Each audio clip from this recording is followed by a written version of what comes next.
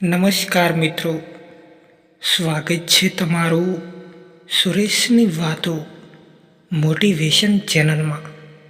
તો મિત્રો, જ્યારે આપણો સમય ખરાબ હોય ત્યારે આપણે શું કરવું જોઈએ, કેવા વિચારો રાખવા જોઈએ જેનાથી આપણને હિંમત મળે. ચેનલમાં નવા હોવો તો સબસ્ક્રાઈબ કરવાનું ના ભૂલતા.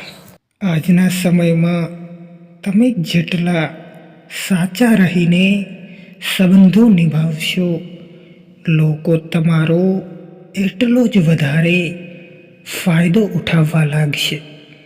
પોતાને દૂર જ રાખજો આ દુનિયાની ચાલથી, કેમ કે અહીંયા કોઈને પણ ફરક નથી પડતો આપણા સારા કે ખરાબ હાલથી.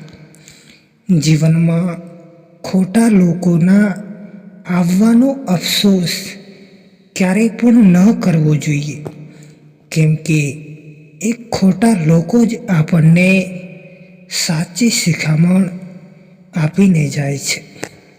સન્માન ભલે બધાનું કરો, પણ ઇજ્જત એટલે જ આપો જેટલી કે સામેવાળો માણસ તમને આપે છે.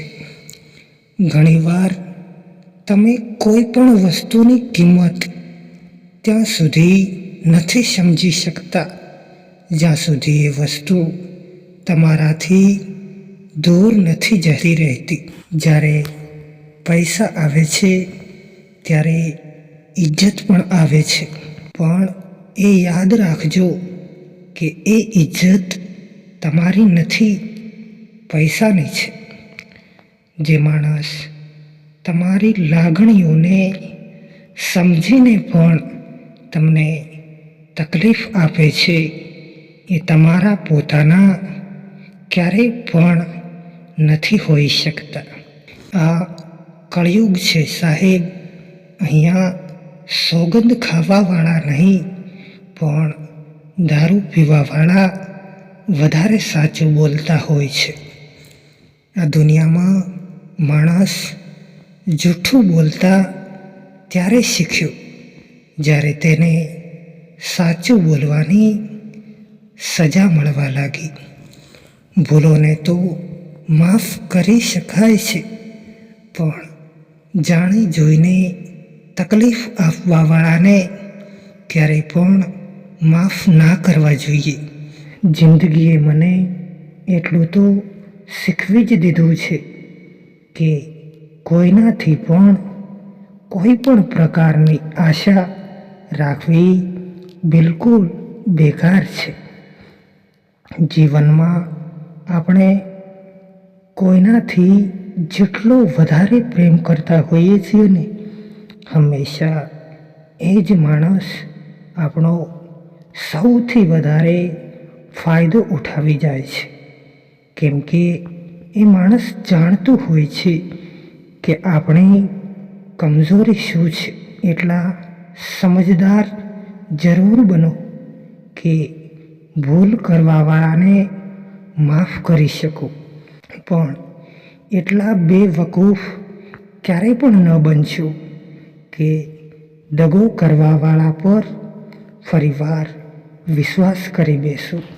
જેમને સપના જોવા સારા લાગતા હોય છે, એમને રાત નાની લાગતી હોય છે, અને જેમને સપના પૂરા કરવા સારા લાગતા હોય છે, એમને દિવસ નાનો લાગતો હોય છે.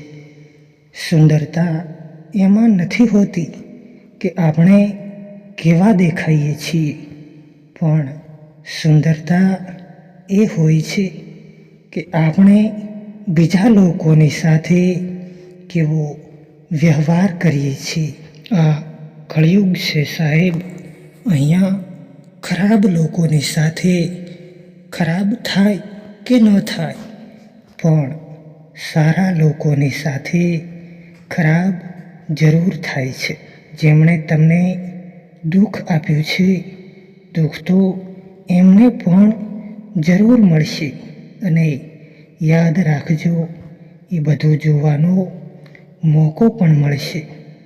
જ્યાં સુધી ચૂપચાપ સહન કરતા રહેશો ત્યાં સુધી તમે સારા છો.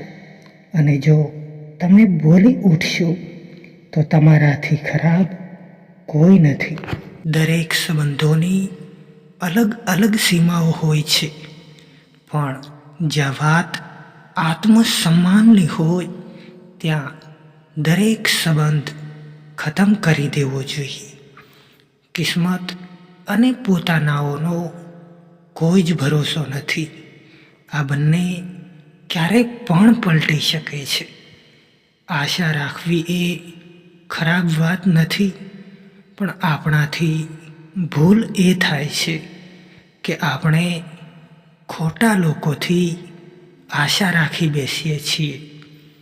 જે માણસ દુઃખમાં ખુશ રહેતા શીખી જાય છે એ માણસ જીવનમાં સફળ થઈ જાય છે.